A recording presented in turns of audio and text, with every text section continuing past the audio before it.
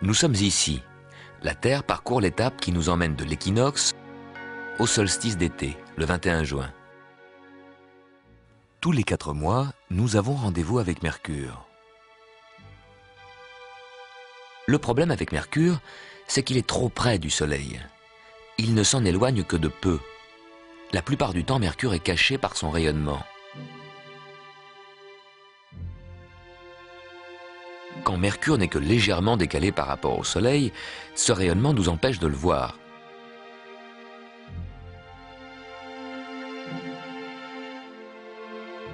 Le matin, dès que Mercure pointe à l'horizon, le Soleil se lève presque en même temps et illumine l'atmosphère. Aussitôt, Mercure disparaît dans le ciel bleu.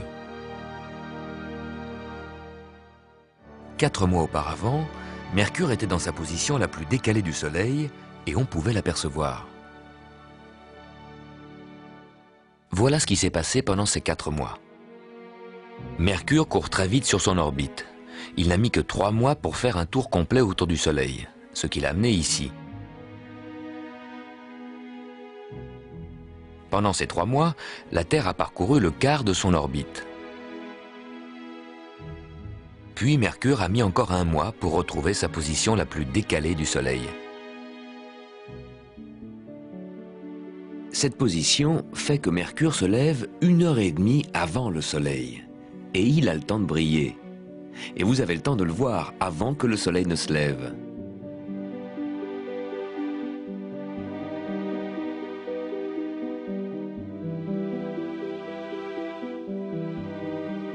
Mercure tourne très vite sur son orbite. Mais par sa force d'attraction, le Soleil a freiné la rotation de Mercure. Mercure tourne très lentement autour de son axe. Ça fait de longues journées. Voici comment un astronaute qui se trouverait ici passerait sa journée. Il est midi, très chaud, 400 degrés. Mercure se déplace rapidement sur son orbite, mais tourne très lentement sur elle-même. C'est ici que pour l'astronaute, le Soleil se couche. Une longue nuit commence. L'astronaute se retrouve côté nuit. Une nuit qui durera 3 mois. Même quand Mercure a fait le tour complet sur son orbite, l'astronaute, revenu à son point de départ, est toujours côté nuit. Il fait très froid, moins 150 degrés. Courage, encore 6 semaines et ce sera l'aube.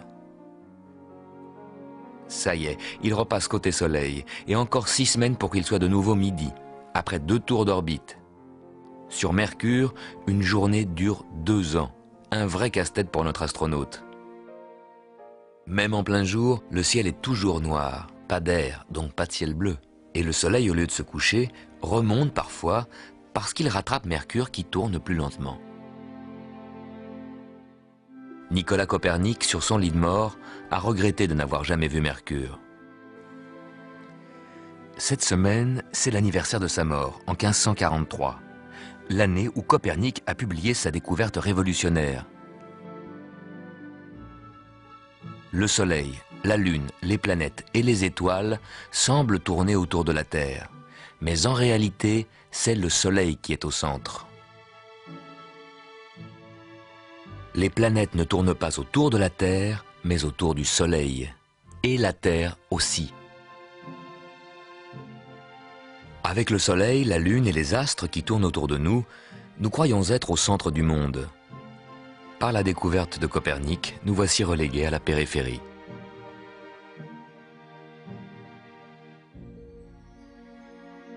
Au cours de ce voyage, nous voulons faire le lien entre ce que vous voyez dans le ciel tous les jours et ce que Copernic a découvert.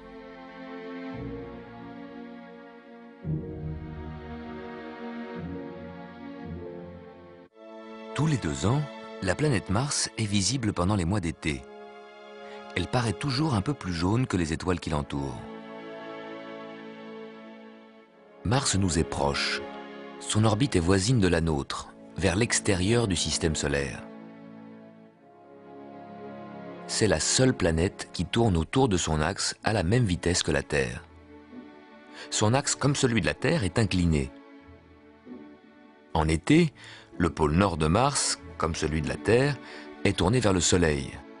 En hiver, il est à l'ombre.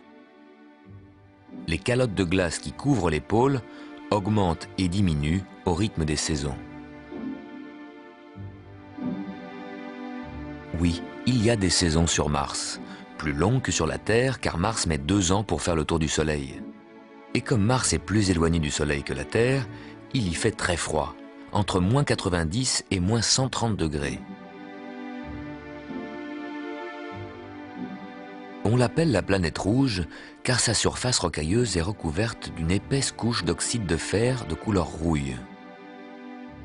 Mars est la plus terrestre des planètes. C'est la seule sur laquelle on aurait quelques chances de pouvoir nous poser dans un avenir proche.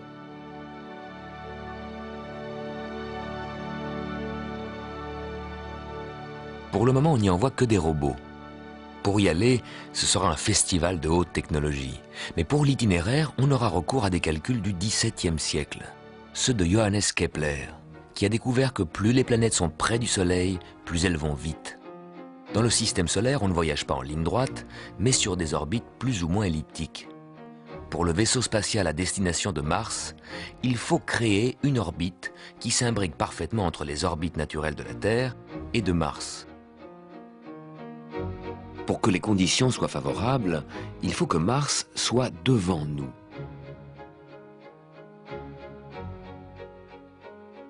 Comme il va plus lentement que la Terre, les astronautes pourraient le rattraper là où leur orbite rencontre l'orbite de Mars. La durée du voyage est estimée à 9 mois.